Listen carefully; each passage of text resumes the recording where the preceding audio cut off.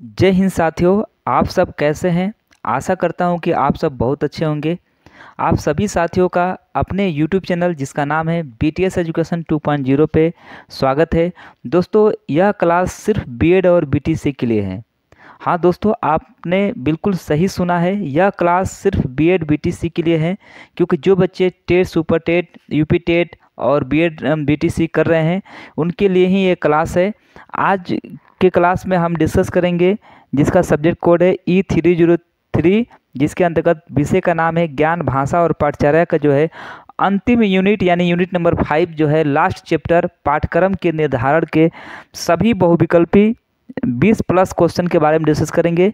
जो क्वेश्चन हर एग्जाम में पूछा गया है, यूपी चाहे वो यूपी टेट हो, चाहे सी टेट हो, चाहे आपके ईयरली एग्जाम हो, हर जगह जो है एक यहाँ से क्वेश्चन देखने को मिलता है। तो चलिए आज का क्वेश्चन देखते हैं।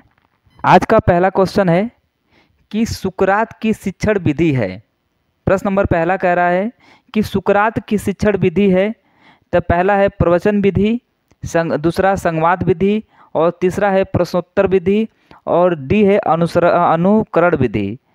तो सुकरात की जो शिक्षण विधि है दोस्तों, वो आपका प्रश्नोत्तर विधि हो जाती है सही। तो प्रश्न नंबर 1 का जो है सही ऑप्शन जो है ऑप्शन नंबर 3 जो है प्रश्नोत्तर विधि बिल्कुल सही है, क्योंकि सुकरात की शिक्षण विधि जो थी वो प्रश्नोत्तर विधि थी। ठीक है, इस प्रकार जो है सी ऑप्शन बिल्कुल सही हो जाता है। अगला प्रश्न नंबर 2 है प्राकृतिकवाद के शिक्षा की प्रक्रिया स्वरूप दिया था। यानी प्राकृतिकवाद के शिक्षा की प्रक्रिया का स्वरूप किसने दिया था? ऑप्शन नंबर ए है उद्देश्य केंद्रित, बी है अनुभव केंद्रित, सी है बाल केंद्रित, और डी है शिक्षण केंद्रित। प्रश्न नंबर 2 कह रहा है कि प्राकृतिकवाद के शिक्षा की प्रक्रिया स्वरूप दिया है। तो इसका सही उत्तर हो जाएगा बाल केंद्रित पर। किस पे दिया है? बाल को केंद्रित यानी बाल के ध्यान पे दिया गया है। अगला प्रश्न है प्रश्न नंबर 3, खेल विधि को दिया है। किसने दिया है? रूसो ने, हर्बर्ट ने, प्रोवेल ने और जॉन लॉक ने। तो खेल विधि को जो दिया है उस विद्वान का नाम है फ्रोबेल। किसने दिया है खेल विधि को? तो फ्रोबेल ने दिया है। इसलिए जो है प्रश्न नंबर 3 का जो है ऑप्शन सी बिल्कुल सही जवाब हो जाएगा, फ्रोबेल। अगला प्रश्न नंबर 4 है कि फ्रांसिस बेकन का योगदान है। फ्रांसिस बेकन का योगदान है आगमन शिक्षण विधि में, दूसरा है निगम शिक्षण विधि में, और सी है ए और बी दोनों में, और डी है इनमें से कोई नहीं। तो फ्रांसिस बेकन का योगदान जो है वो आगमन शिक्षण विधि में है। इसलिए जो है प्रश्न नंबर 4 का जो है ऑप्शन ए जो है बिल्कुल सही हो और सटीक जवाब हो जाएगा कि फ्रांसिस बेकन का योगदान जो था वो आगमन शिक्षण विधि में था। किस में था? आगमन शिक्षण विधि में। अगला प्रश्न है आपका प्रश्न नंबर जो है 5 है कि प्राकृतिकवादी सत्य मानते हैं। यानी जो प्राकृतिकवादी होते हैं वो सत्य किसको मानते हैं? तो पदार्थ को, प्राकृतिक को, और ए और बी यानी पदार्थ और प्राकृतिक दोनों को, और सी डी है किसी को नहीं। तो जो प्राकृतिकवादी होते हैं वे पदार्थ को भी सत्य मानते हैं और प्राकृतिक को भी सत्य मानते हैं। इस प्रकार जो है ऑप्शन नंबर सी जो है प्रश्न नंबर 5 का जो है प्राकृतिकवादी जो हो जाएगा वो पदार्थ को भी और प्राकृतिक को भी। तो इसलिए ऑप्शन सी जो है ए और बी जो है दोनों को मानते थे। इस प्रकार जो है ऑप्शन जो है सी बिल्कुल सही और सटीक जवाब हो जाएगा। अगला प्रश्न नंबर 6 है प्राकृतिकवाद के अनुसार शिक्षा का उद्देश्य क्या है? तो ऑप्शन नंबर ए है कि शारीरिक विकास करना, बी है मानसिक विकास करना, और सी है वैज्ञानिक अभिवृत्ति का विकास करना, और डी है ये सभी। तो प्राकृतिकवाद के अनुसार शिक्षा का उद्देश्य जो होता है वो बालक की शारीरिक विकास से भी संबंधित है, उसके मानसिक विकास से भी संबंधित है, और वैज्ञानिक अभिवृत्ति के विकास करने से भी संबंधित है। इस प्रकार जो है प्रश्न नंबर 6 का ऑप्शन डी जो है ये सभी बिल्कुल सही और सटीक जवाब हो जाएगा। अगला प्रश्न जो है प्रश्न नंबर 7, जीवन जीने की कला का विकास करना। जीवन जीने की कला का विकास करना शिक्षा का उद्देश्य दिया है। किसने दिया था कि जीवन जीने का कला का विकास करना शिक्षा का उद्देश्य? एक शब्द किसने दिया था? रूसो ने दिया था, हर्बर्ट स्पेंसर ने दिया था, जॉन लॉक ने दिया था, फ्राविल ने दिया था। तो इसका सही आंसर हो जाएगा कि हर्बर्ट स्पेंसर ने दिया था। जीवन जीने की कला का विकास करना शिक्षा का उद्देश्य जो है किसने दिया था? तो प्रश्न नंबर 60 का आंसर हो जाएगा हर्बर्ट स्पेंसर ने दिया था। अगला प्रश्न जो है प्रश्न नंबर 8 है कि हर्बर्ट स्पेंसर ने पाठ्यक्रम में महत्व दिया है। हर्बर्ट स्पेंसर ने पाठ्यक्रम को महत्व दिया है। पहला ए भौतिक विज्ञान विषयों में, और बी है स्वास्थ्य विज्ञानों में, और सी है ए बी दोनों, और डी है इनमें से कोई नहीं। तो हर्बर्ट स्पेंसर ने जो पाठ्यक्रम को जो महत्व दिया है वो भौतिक विज्ञान विषयों को भी दिया है और स्वास्थ्य विज्ञान को भी दिया है। इस प्रकार जो है ऑप्शन 8 का जो है ऑप्शन नंबर सी जो है ए और बी दोनों सही है, बिल्कुल राइट आंसर हो जाएगा।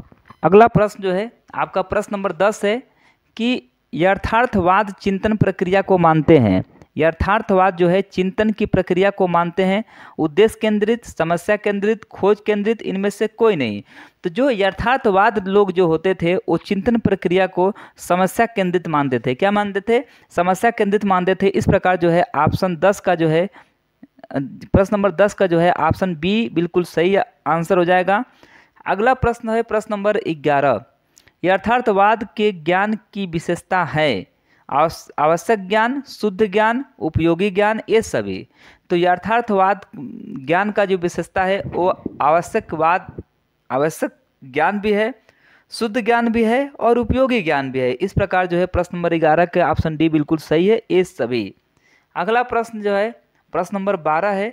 यथार्थवाद के अनुसार शिक्षा का लक्ष्य है जीवन जीने की कला को सीखना, जीवन को सुखमय बनाना, ये दोनों, और इनमें से कोई नहीं। तो यथार्थवाद के अनुसार शिक्षा का जो लक्ष्य था वो जीवन को सुखमय बनाना था। क्या था? जीवन को सुखमय बनाना था। अगला प्रश्न जो है आपका प्रश्न नंबर 17 हो जाएगा कि प्रयोजनवाद की मुख्य शिक्षण विधि है प्रश्नोत्तर विधि, व्याख्या विधि, योजना विधि और खेल विधि। तो प्रयोजनवाद का जो है मुख्य विशेषता जो हो जाएगी आपका योजना विधि हो जाएगी। इसलिए जो है प्रश्न नंबर 17 का ऑप्शन सी बिल्कुल सही है। अगला प्रश्न जो है प्रश्न नंबर 18 है कि प्रयोजनवाद के अनुसार पाठ्यक्रम का स्वरूप होता है उद्देश्य केंद्रित, बाल केंद्रित, समस्या केंद्रित और पाठ्य वस्तु केंद्रित। तो प्रयोजनवाद के अनुसार जो है पाठ्यक्रम का स्वरूप जो होता है वो समस्या केंद्रित होता है। इसलिए जो प्रश्न नंबर 18 का ऑप्शन सी बिल्कुल सही है। अगला प्रश्न है प्रश्न नंबर 19। प्रयोजनवाद शिक्षा का उपयोग हो रहा है जापान में, इंग्लैंड में, संयुक्त राज्य अमेरिका में, भारत में। तो प्रयोजनवादी शिक्षा का जो उपयोग हो रहा है वो संयुक्त राज्य अमेरिका में हो रहा है।